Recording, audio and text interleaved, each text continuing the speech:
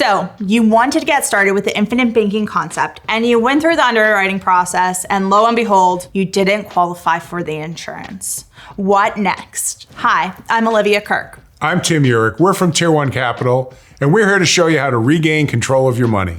For the best advice on controlling your cash flow, be sure to subscribe to our channel and don't forget to hit that bell to be notified when we upload new videos every single week.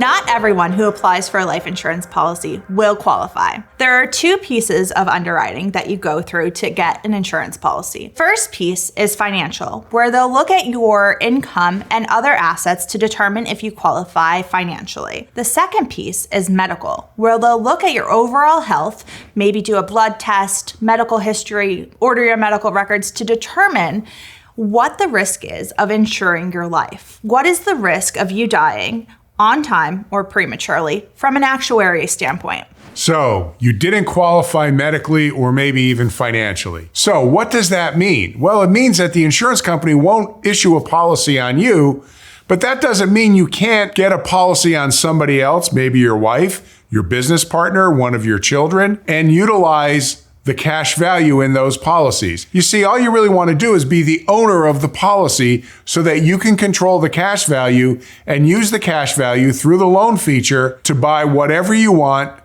whenever you want, no questions asked. You see, with a life insurance policy, there are two key players: the insured, whose medical information is used for the policy, and the owner, the person who has all of the benefits, the death benefit, but they're also responsible for paying for the policy. But as the owner, you're able to take policy loans out against that cash value, even though you're not the insured. So what that means is you can still implement the infinite banking concept. It just means that you're not the insured.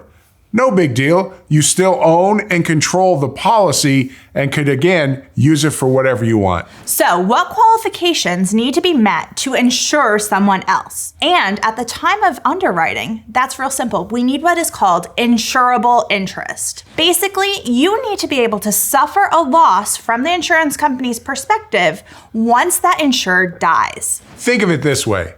I can't insure my neighbor's home because I don't have an interest in that home. And similarly, I can't insure some stranger's life because I don't have an interest in that person's life. But I can insure my spouse, I can insure my business partners, I can insure my children, or anybody else that I literally have an insurable interest in. Other examples may be a roommate, someone that you split monthly expenses with, or a co-signer on a loan. Another person you may want to consider insuring may be one of your parents.